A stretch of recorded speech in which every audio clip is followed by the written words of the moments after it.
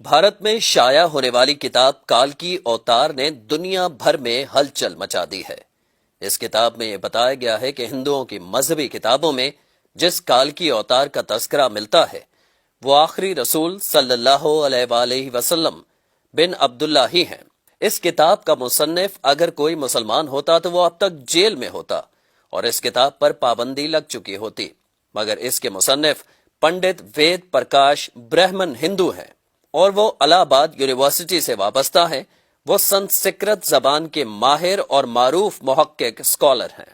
پنڈت وید پرکاش نے کال کے اوتار کی بابت اپنے اس تحقیق کو ملک کے 8 مشہور و معروف محقق پنڈتوں کے سامنے پیش کیا تھا جو اپنے شعبے میں مستند گردانے جاتے ہیں۔ ان پنڈتوں نے کتاب کے بغور مطالعے اور تحقیق کے بعد یہ تسلیم کیا ہے کہ کتاب میں پیش کیے گئے حوالے مستند اور درست ہیں۔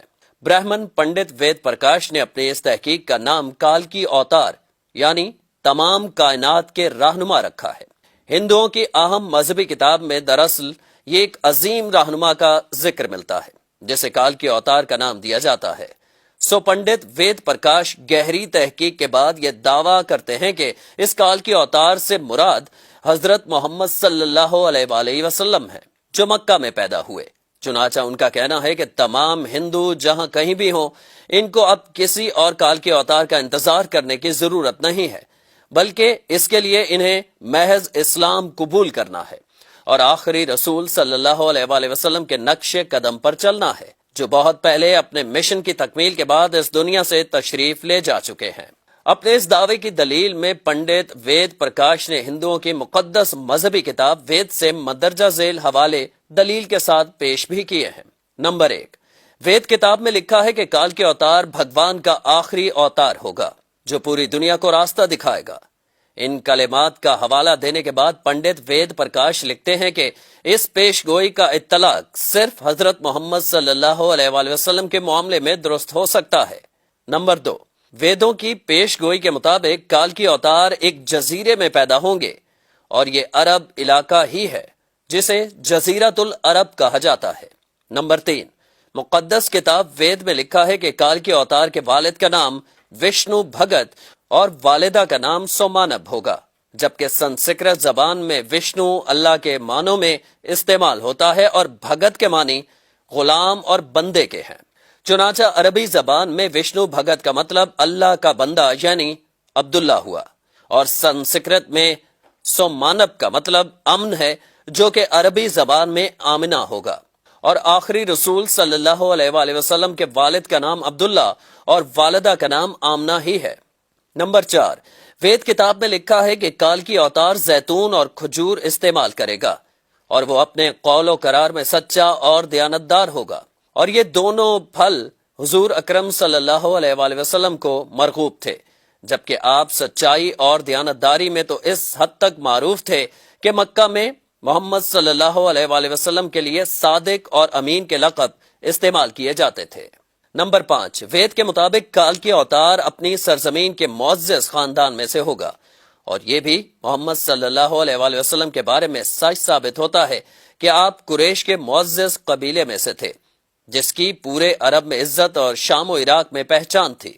نمبر 6، ہماری کتاب کہتی ہے کہ بھگوان کال کی اوتار کو اپنے خصوصی قاصد کے ذریعے ایک غار میں پڑھائے گا۔ اس معاملے میں یہ بھی درست ہے کہ محمد صلی اللہ علیہ وآلہ وسلم مکہ کی وہ واحد شخصیت تھے جنہیں اللہ تعالیٰ نے غار حرا میں اپنے خاص فرشتے حضرت جبرائیل کے ذریعے تعلیم دی۔ نمبر 7، ہمارے بنیادی عقیدے کے مطابق بھگوان کال کی اوتار کو ایک تیز ترین گھوڑا عطا فرمائے گا جس پر سوار ہو کر وہ زمین و آسمانوں کی سیر کرائے گا، اور محمد صلی اللہ علیہ وآلہ وسلم کا براق پر معراج کا سفر اس پیشگوئی کا مصداق بن کر اسے آپ کی بابت ہی درست ثابت کرتا ہے۔ نمبر 8، نیز لکھا ہے کہ ہمیں یقین ہے کہ بھگوان کال کی اوتار کی بہت مدد کرے گا اور اسے بہت قوت عطا فرمائے گا، اور ہم یہ جانتے ہیں کہ جنگ بدر میں اللہ نے محمد صلی اللہ علیہ وآلہ وسلم کی فرشتوں سے مدد فرمائی۔ نمبر 9، ہماری ساری مذہبی کتابوں کے مطابق یہ پیش گوئی ملتی ہے کہ کال کی اوتار گھوڑ سواری، تیر اندازی اور تلوار زنی میں ماہر ہوگا۔ پنڈت وید پرکاش نے اس پیش گوئی پر بڑا خوبصورت تبصرہ کیا ہے جو بڑا اہم اور قابل غور ہے۔ وہ لکھتے ہیں کہ گھوڑوں، تلواروں اور نیزوں کا زمانہ بہت پہلے گزر چکا ہے۔ اب تو ٹینک، توپ اور میزائل جیسے ہتھیار استعمال میں ہیں۔